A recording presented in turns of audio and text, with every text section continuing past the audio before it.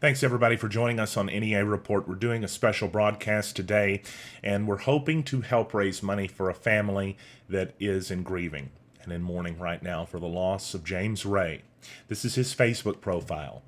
He was killed in an accident Monday afternoon in Jonesboro, riding his motorcycle. In fact, the one you see in the photo, on the cover photo there. He loved riding his motorcycle. He loved his 2-year-old daughter, and he loved his fiancée. He had a mother, a sister, and a lot of folks that thought about him. His daughter's still asking where he's at. As the family is in an unbelievable grieving process, one that is difficult to even fathom, now they must also face a financial worry too, paying for the funeral expenses, which are estimated around $7,000. Families set up a GoFundMe account. We're going to be showing you that here in just a moment. We'll have the link in the video too, so everybody that wants to can hopefully click on that and perhaps help the family through a difficult time, at least ease their financial burden so that they can grieve without having to think of how to pay for it. It's just one of the sad realities of the world that we live in. Monday afternoon, James Ray passed away in an accident. He was riding his motorcycle on Southwest Drive in Jonesboro when the tragedy happened. He was just a few hours after getting his bike out of the shop, I'm told. It had been in the shop for a short time, and he was planning on buying a new motorcycle. That's what his family told me. Tragically, that is a moment of joy that James will never experience, as his life was taken from him, as that moment was taken from him before he could experience, and as a member of the family that was loved and needed was taken from the family members that now are left grieving. James' wife, Linda, whom I spoke to, and you'll hear from in a minute, and James' mom, Gloria, also spoke to me. And they remember James fondly. They're experiencing an unimaginable grief at the moment. And it really bothers me just as a person to imagine that grief also including financial worry for how to give a proper tribute and send-off to someone that they loved. That doesn't seem right, and I hope that together you and I can do something to help at least alleviate that burden in the midst of the worst week of their lives. James' mom described him as fun-loving. In fact, she talked about some stories, and you'll hear them in a moment. She talked about how as a kid, he was so fun, and she described him as awesome. Some of his photos show a lot of that fun spirit. It's tough to see. It really is. By the way, in the interviews that are coming up that you're going to hear, I just want to mention that the audio on the recording was a little bit messed up, and I apologize for that. I've corrected it for future cases, but the emotions during the interview are very real, and I was not going to ask the family to go through that again because of an audio issue. This was an actual glitch that happened, a hardware glitch that caused that. Like I said, I fixed it. But in the interviews you're about to hear, first from his fiancée, James' fiancée, the emotions are very real, and I just ask that all of you, as you listen to that, you think of them, thoughts, prayers, calls, encouragement, whatever it is that you can do to help this grieving family through this difficult time. Whatever you can do to help is appreciated. The biggest need today is that of financial. It's to help pay for the funeral expenses, whether it's $5 or whether it's more. If you can help, we ask you to consider it, and we'll have the link in the video description and hopefully in the comments, so you'll be able to do that easily. We're on the phone right now with the fiancée of James Ray, Linda Thompson. I know this is an incredibly difficult period for you, but thank you for taking a couple of moments to talk to us and to help remember James. You're very welcome. I know that this week has to have been a nightmare. You and James were engaged. And while we've been speaking, I've been hearing a little girl in the background. Yeah, it's our daughter. I was afraid that that's what you were going to tell me. Can you just can you tell me, because I know this has been a hard week and it's going to be hard. I want to know more about James and how you and James met and his relationship with his daughter. Can you tell us a little bit about the better times? We've had our ups and downs, but ever since we've had her, just like everything's been going better. How He's just been doing what he can for her and to get everything together for us. And he was trying to get him a better job and everything. And he was supposed to get a brand new bike that day. Oh, wow. He just gotten his bike out of the shop. Not even an hour before that. When I was speaking to his sister, she said that he loved spending time with his daughter and he liked riding his motorcycle. He did. That was his favorite thing. He loved that bike. Really? Yeah. When, I've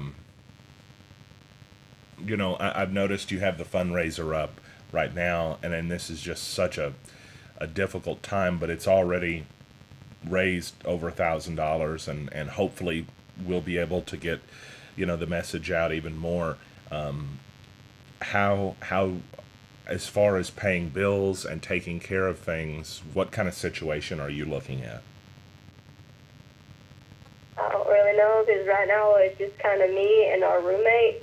And depending on the bills so far, I've had to go to my landlord just to get it delayed so we can get this paid for.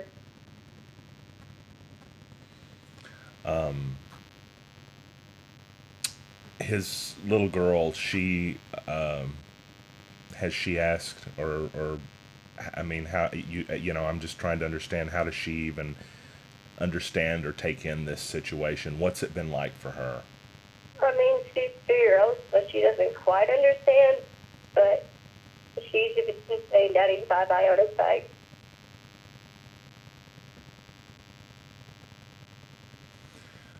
And every time his phone rings, just say, "Daddy's phone." I just can't imagine how difficult this must be, Linda, for you and your daughter and your family. We're all thinking about you, and thank you for taking a couple of moments to join us to talk to us today. I want to also speak to the mother of James Ray and talk to her for just a few minutes, if we may, about him, and let her share some of her memories of her son, in hopes that we may be able to appeal to the generosity of strangers to help pay for the expenses during this difficult time. I'm joined on the phone by the mother of James Ray. And Ms. Perdue, thank you for talking to us on what I presume is one of, if not the worst weeks somebody could go through imaginably. You're welcome. How are you? How are you doing? I know this is just a few days out from this awful tragedy. It must be difficult. He was my rock. He was my everything. His 2-year-old daughter, I've heard just while we've been chatting, and I can't imagine how difficult it's going to be for one to even communicate to her that her dad is not going to come home. But that's just so, there's so much anguish involved in this. I want to ask you, I want to think about for a moment better times, if we can. And I just want to ask you, what was James like growing up? Oh, he was awesome. I remember the first time he ever rode anything like a bike. It was an electric scooter. And he was like 6 years old, and he wanted to just take off with it. We were holding him up and had his little helmet on. And he gave it, he just gunned it. And it went into the front yard and flipped over some landscaping we had out there. And he got up and said, "See, I'm not hurt." Yeah. And he was fun-loving. He was so fun to be around. He was such a good kid. His photos show him enjoying life quite a bit. I'm showing a photo of him on his motorcycle right now. Oh, yeah. He his sister told me that he was a video gamer and that he loved playing with his daughter too. Yes. The Do you remember what he told you whenever his daughter was born, or how that he reacted to that? Well, his first reaction was, "I'm too young to be a daddy," but it was too late. I figure a lot of people probably have that. That's pretty natural. What was it like for you to see him with his daughter? Oh, it was amazing. I've got pictures of him and her on her first birthday, and he's just got a little goofy grin on his face, and he's holding her up. That was her first birthday. But they like to wrestle and play together, and she'd go tell him to stop or shut up. Yeah. How do you and the family heal and move forward? How are you going to move forward? I believe solely in angels. Well, I am so sorry to have to speak to you under these circumstances, and I hope that we can help raise some money for the expenses, and if nothing else, make that something that you don't have to worry about in the middle of this storm of worries during this period. Thank you so much. Thank you for taking a couple of minutes to chat with me here. I included a link at the bottom of the text article on NEAreport.com to the GoFundMe page. I'm also going to post a link to that in this video. If you haven't seen it already, I should have it in the description after we finish with the live broadcast. But nonetheless, this is the GoFundMe page. It's pretty easy to find if you go there and search for it too. Over $1,400 raised toward the $8,000 goal. Expenses are expected to exceed $7,000. The family is in desperate need. If you can help, this is the biggest way that you could contribute. But whether it's encouragement, thoughts, kind words, or really anything that you can do to just offer comfort and love to a very, very sad family right now, I'm sure they would appreciate it. Once again, if you'd like to find this link, and you can't already in the video, just go to NEAreport.com. How about a look now at your weather forecast with New Wave Wireless? We have some storms out there today, and as a matter of fact, you probably heard the thunder ringing a little bit while we've been talking to you here. This is your 5-day forecast, and I'm going to come back to that in a second because I want to show you a live look at the radar. Matter of fact, I'm not sure why, but this will not show up on the live stream. There it is. Okay. So there's a live look at the radar. Some storms rolling across NEA. There was actually a funnel cloud that was spotted in eastern Greene County. It was earlier. It was about 1:20 that happened, and it was a short thing that did not seem to be a potentially threatening situation, but there are still some storms out there for us today. The storms tonight and tomorrow, too, possible. Tomorrow's high, a little bit cooler. 40% chance of afternoon storms by the time Friday gets here. And then Saturday and Sunday should be mostly sunny days. It's 87 degrees, thunderstorms over Jonesboro and most of NEA, or at least a good stretch of it at the moment, with 87 degrees outside. I've already said that.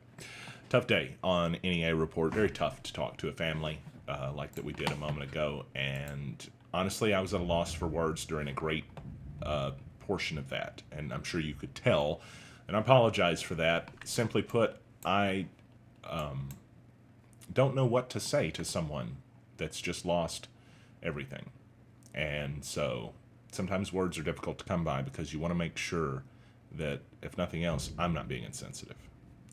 I can't put myself in their shoes. I don't know what that must be like, but I just mentioned that because it's a different tone to the broadcast today on NEA Report, and I've seen so many of you offering kind words and thoughts and prayers and chat, and I appreciate the sympathies from this audience for a family that definitely needs it. More in just a moment. We'll keep looking at the storms for a few minutes here. Let's take a commercial break. Family Medical Clinic of Walnut Ridge and Bono are your neighborhood healthcare providers, and we're now accepting new patients. We know you have a tight schedule, so we're here 6 days a week at both locations from 6 a.m. to 7 p.m. Walk-ins are welcome. In Walnut Ridge, stop by 1045 West Main Street or call us to make an appointment, 886-8300. In Bono, we're on Highway 63 North or call 930-9990. Walnut Ridge Family Medical Clinic and Bono Family Medical Clinic, here for you when you need us.